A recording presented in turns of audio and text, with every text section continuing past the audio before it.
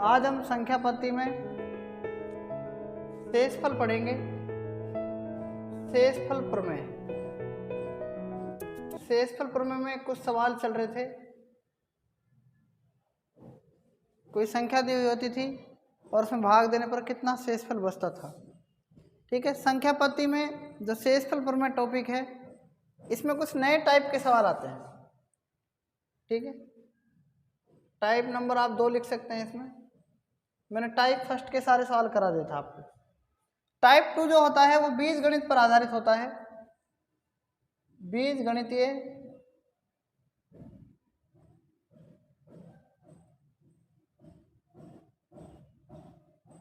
फलनों के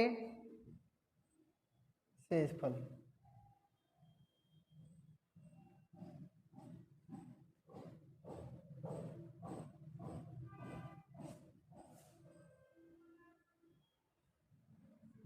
मैं सबसे पहले सिंपल प्रश्न की बात करूंगा। जैसे मैंने 20 में किसका भाग दिया? 5 का। शेषफल कितना बचेगा? 5 चौक 20। ठीक है, मैंने 21 में किसका भाग दिया? 5 का। 5 चौक 20। शेषफल कितना बचेगा? 1। आप ये तो जानते ही हैं कि 21 के जब मैं फैक्टर कर रहा हूँ तो 21 के कोई फैक्टर नहीं आ रहे। ना तो 21 में 3 आ रहा है, ना ही इसमें 7 आ रहा है, क्योंकि 21 के फैक्टर 3 और 7 होते हैं, गुणनखंड जिसको बोलते हैं। आप बात आई समझ में? 21 में 5 का भाग दे रहे हैं तो शेषफल 1 आ रहा है। अगर हम इस 20 में 5 का भाग दे रहे हैं तो शेषफल कितना आ रहा है? 0। ठीक है, तो आप ये बताओ मुझे कि 20 में अगर आप 5 का भाग दे रहे हैं, किसका भाग दे रहे हैं? अगर नीचे शेषफल 0 आएगा, अगर नीचे क्या आएगा? 5 का भाग देने पर शेषफल कितना आ रहा है? 0 आएगा। तो आप कह सकते हैं कि 20 का गुणनखंड डेफिनेट होगा। 20 का क्या होगा? वो गुणनखंड होगा। मतलब किसी संख्या में अगर हम 5 का भाग दे रहे हैं, जैसे 20 है, कोई एक संख्या है, इसमें 5 का भाग देने पर अगर शेषफल 0 आ जाए तो हम कहेंगे कि 20 का गुणनखंड है कौन? 5। ये बात आई समझ में? नहीं आई? यही मैं आपको समझाना चाह रहा हूँ।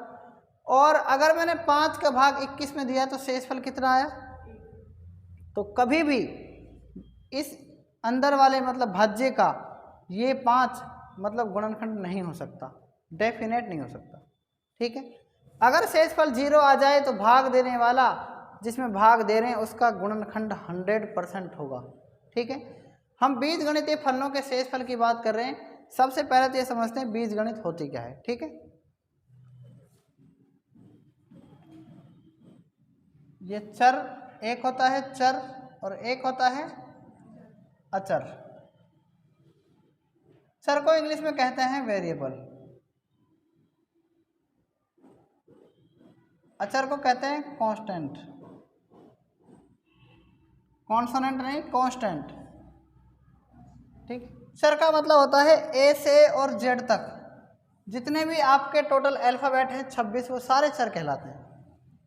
और अचर क्या कहलाते हैं? एक से गिनती अगर मान लो अनंत तक है, ठीक है, एक से अनंत तक की जितनी भी गिनती हैं वो क्या कहलाती हैं? अचर कहलाते हैं। वो इन चर से और अचर से बनता है बीजीय व्यंजक। क्या बनता है? बीजीय व्यंजक। ठीक है, जैसे मैंने लिखा चर का मतलब x लिखा और अचर का मतलब 2 लिखा, तो ये क्या कहलाएगा? ये कहलाता है बीजीय व्यंजक। क्लियर है? ठीक है, अगर मान लो 2 चर हैं, कितने चर हैं? 2 चर, तो 2 चरों को जोड़ सकते हैं x प्लस में y। ठीक है, ये क्या कहलाते हैं? 2 चर वाला बहुपद। क्लियर है? ठीक है, बीजीय व्यंजक को आप बहुपद बोल सकते हैं। बहुपद का मतलब एक होता है एक पद। क्या होता है? एक पद। एक पद का मतलब होता है केवल x, इसको एक पद कहेंगे। इसको क्या कहेंगे? इसको द्विपद कह सकते हैं। क्या कह सकते हैं? एक होता है त्रिपद, जिसको क्या बोल सकते हैं? x प्लस वाई प्लस 3, ये त्रिपद है। अगर एक से ज़्यादा पद हैं तो उसे हम बहुपद कहते हैं, ठीक है। 2 हो, 3 हो, 4 हो, बहुपद की श्रेणी में आता है। अगर मान लो किसी की घात 1 है, किसी की घात क्या है 1, तो इसे बोलेंगे 2 चरों वाला, 2 चर है ना इसमें, 2 चरों वाला रैखिक समीकरण। क्या बोलेंगे? 2 चरों वाला रैखिक समीकरण। जिसकी अधिकतम घात 1 होती है उसे हम रैखिक घात कहते हैं। क्या कहते हैं? 1 होती है द्विघात, एक आता है द्विघात समीकरण। क्या आता है? द्विघात समीकरण। या द्विघात बहुपद की बात करें, द्विघात बहुपद, द्विघात बहुपद को क्या बोलते हैं? क्वाड्रेटिक पॉलिनोमियल बोलते हैं इंग्लिश में। और द्विघात बहुपद का मतलब जैसे x की घात 2, फिर x की घात 1, फिर प्लस में 2। अब ये क्या है? बहुपद है। क्या है? अगर मैं इसको 0 के बराबर कर दूं, क्या कर दूं?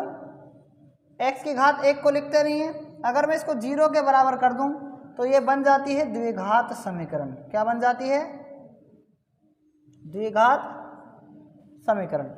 एक होती है त्रिघात बहुपद या त्रिघात समीकरण। त्रिघात में अधिकतम घात 3 आ जाएगी और पद 4 आ जाएंगे। द्विघात बहुपद में एक होता है रैखिक बहुपद। क्या आता है? रैखिक बहुपद। एक बात याद रखना, रैखिक बहुपद में हम लिख सकते हैं x प्लस में 2। घात 1 है लेकिन पद कितने हैं? 0। सॉरी, पद कितने हैं इसमें? 2 पद हैं।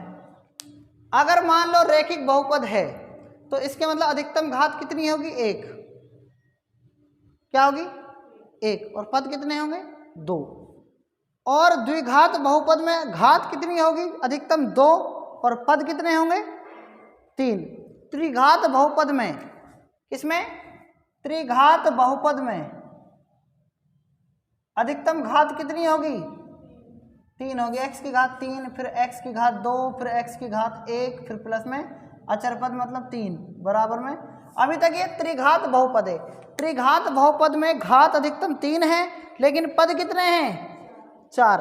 अगर मैं इसको 0 के बराबर कर दूं, किसको 0 के बराबर कर दूं?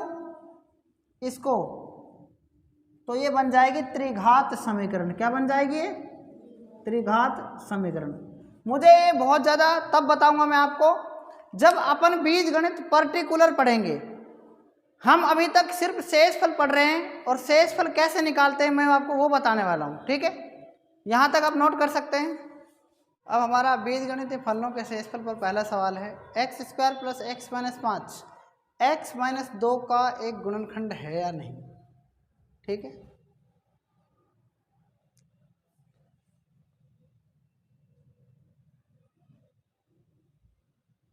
का x - 2, x² + x - 5 का x - 2 एक गुणनखंड है या नहीं, ये सवाल है। मतलब वही सवाल आ गया मैंने जो बताया, ये 20 मानो है ना, ये 5 मानो, तो 20 का 5 एक गुणनखंड है या नहीं। तो बताओ 20 का 5 एक गुणनखंड है या नहीं है, क्योंकि इसका गुणनखंड 5 चौक 20 बन रहा है। लेकिन कुछ यहाँ पर अलग बात हो जाएगी क्योंकि हम बीजगणितीय फलन पढ़ रहे हैं, ठीक है। तो कैसे करेंगे? इसके 2 तरीके होते हैं। एक होता है x - 2 का आप भाग दे दो इसमें, x² + x - 5 में क्या दे दो? भाग। कुछ सवालों में इस तरीके से भी करते हैं, कुछ सवालों में हम अलग तरीके से भी करते हैं, दोनों से बता दूंगा, ठीक है। तो x का भाग हम पहले पद में इसका भाग देते हैं, पहले पद में पहले पद का भाग देते हैं, क्योंकि x² जो है उसमें x का भाग देंगे तो एक x इसमें से कट जाएगा, कितना बचेगा? खाली x बचेगा। x यहाँ लिख देंगे, x को इस x से गुना करेंगे तो x² आएगा। हमेशा पहला पद बिल्कुल कॉमन मिलता है, हमेशा। x को -2 से गुना करेंगे तो माइनस का 2x आ जाएगा। एक बात और याद रखनी है, स्क्वायर की संख्या स्क्वायर के नीचे, घात 1 है तो घात 1 के नीचे, ठीक है। अब इसके चिन्ह घटाने पर क्या आते हैं? प्लस का माइनस, माइनस का प्लस बदल जाते हैं। x² से x² कट जाएगा, प्लस के 2x और प्लस का 1x, कितने बचे? 3x, और माइनस का 5 ऐसे कैसे ही उतार दो। फिर से क्या करेंगे? 3x में हम किसका भाग देंगे? x का, एक्स एक्स कट जाएगा, क्या बचेगा प्लस का 3 बचेगा। कितना बचेगा? तो 3 का भाग 3 से इसको गुणा करेंगे 3x और 3 को इस -2 से करेंगे कितना जाएगा माइनस का 6। ये प्लस हो जाएगा, ये माइनस हो जाएगा, ये तो कट जाएगा। 6 में से 5 गए तो कितना शेषफल बच रहा है 1। तो हम कह सकते हैं कि 3x² प्लस x-5 का x-2 एक गुणनखंड बिल्कुल नहीं है, क्योंकि शेषफल कितना बचा। अगर पूरा पूरा भाग चला जाता तो इसका मतलब क्या होता कि ये एक गुणनखंड 100% होता। ठीक है, तो इसका x + 3 आया, ये क्या है, और ये x-2 दोनों को गुणा करें और 1 जोड़ें तो ये आ जाएगा वैसे, लेकिन शेषफल 0 आना चाहिए, तब तो वो गुणनखंड है, वरना वो गुणनखंड नहीं है। ठीक है, इस सवाल की बात करते हैं। ये कह रहा है कि पहला ऑप्शन इसमें x की घात 29 पहले दूसरा सवाल देखो आप, x की घात 29 माइनस x की घात 26 माइनस x की घात 23 + 1। पहला ऑप्शन रखेंगे आप, पहला सबसे पहला -1 रखो x। अगर मैं x - 1 को यहाँ पर ऐसे लिखूं, इसको 0 के बराबर कर दूं, तो x का मान कितना आएगा, प्लस का 1 आएगा कि नहीं आएगा, ये बताओ आप। आएगा ना? तो x की जगह 1 रखेंगे, 1 की घात 29 माइनस 1 की घात कितनी 26 माइनस 1 की घात कितनी 23 + 1। सॉल्व करेंगे, 1 की घात 29 का मतलब कितना होता है 1 ही होता है, 1 की घात 26 का मतलब 1 ही होता है, माइनस तो पहले से इसको छोड़ दो आप, माइनस 1 की घात 23 का मतलब 1 होता है, प्लस का 1, प्लस 1 से ये कट गए -1, 1 में से 1 गया 0, शेषफल कितना बचा। इसका मतलब ये हो सकता है, नहीं हो सकता। अब हम दूसरा सवाल करेंगे, x + 1 को 0 के बराबर करेंगे, x + 1 बराबर 0, तो x का मान कितना आ जाएगा माइनस का, तो हम x का मान कितना रखेंगे, अब रखेंगे -1, तो रख दो, इसको हटा देंगे। -1 की घात 29 माइनस पहले से ये x के अंदर -1 की घात 26 माइनस x की घात कितनी है -1 की घात 23 और प्लस में 1। याद रखो -1 की घात विषम है, तो क्या आएगा -1 आएगा, 1 माइनस पहले से है, -1 की घात 26 सम है तो प्लस का 1 आएगा, -1 की घात विषम है तो -1 आएगा, -1 को माइनस से गुणा करेंगे प्लस का 1 आएगा, प्लस का 1। ठीक है, माइनस का 1 इससे कट जाएगा, प्लस 1 से, -1 से ये कट जाएगा, क्या बचा शेषफल। इसका मतलब आपका ऑप्शन नंबर क्या आएगा।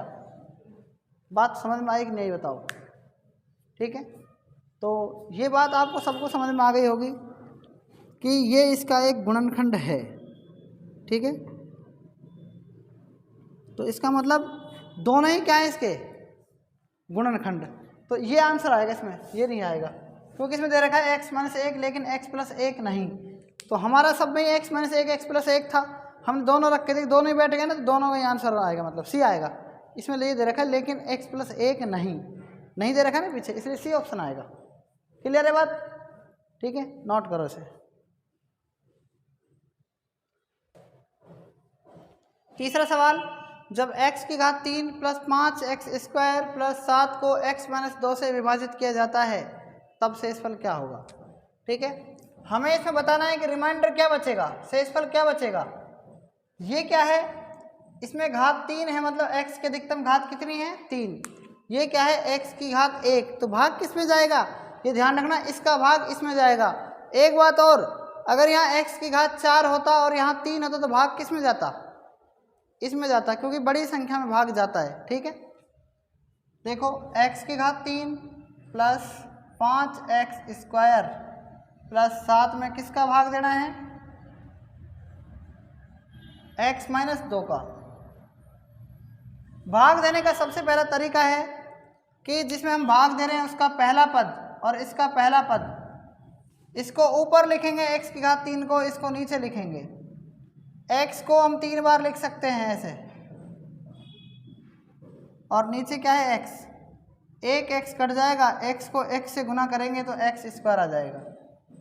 चाहे आप इसमें से एक x काट सकते हो तो x की 2 बचेंगी। क्लियर है। ठीक है, x की घात 2 को इस x से गुना करेंगे, x की घात 3 आएगा। जैसा ये था ऐसा ही आएगा पहला पद हमेशा। x की घात 2 को -2 से गुना करेंगे तो माइनस का 2x² आएगा। अब घटा देंगे, ये प्लस का है तो माइनस, माइनस का है तो प्लस, और हमेशा पहले वाला कटता है।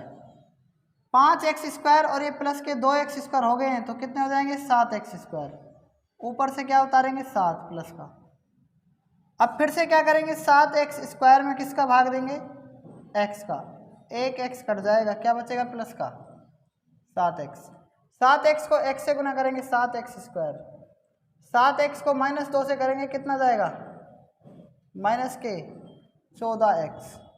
ठीक है, क्या करेंगे माइनस का और ये किसका प्लस का, क्योंकि 7 क्या है 7 ऐसी संख्या कुछ भी आनी चाहिए, लेकिन ये तो x वाली संख्या है तो इसको अलग लिखा जाएगा। क्लियर बात समझ में आ गई। ये तो कट जाएगा, क्या बचेगा प्लस के 14x और प्लस के क्या बचे हैं 7। ठीक है, 14x में फिर से किसका भाग देंगे x का, कट जाएगा, क्या बचेगा 14। 14 को x से गुना करेंगे कितना जाएगा 14x। 14 को 2 से गुना करेंगे तो माइनस क्या जाएंगे 14 दूनी 28, ये आ जाएंगे माइनस, ये आ जाएगा प्लस, ये तो कट जाएगा।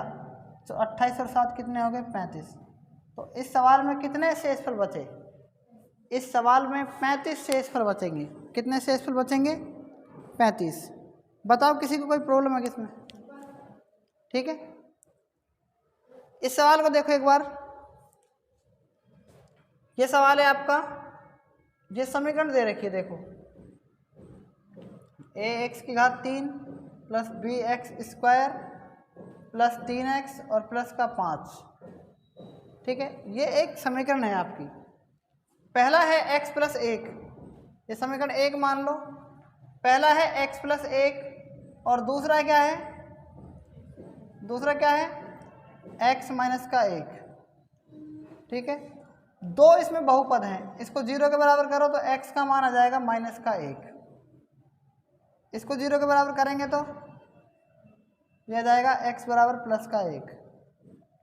ठीक है, अब क्या करेंगे हम इसमें, इस x के मानों को दोनों मानों को इसमें रखेंगे बार बार। ठीक है, a का मान कितना देखो, a ऐसे कैसे रखो, x का मान कितना है -1 और -1 की घात क्या करेंगे 3 प्लस b x का मान कितना है -1 इसका स्क्वायर प्लस 3 x का मान है माइनस का 1 प्लस में 5 बराबर में 0।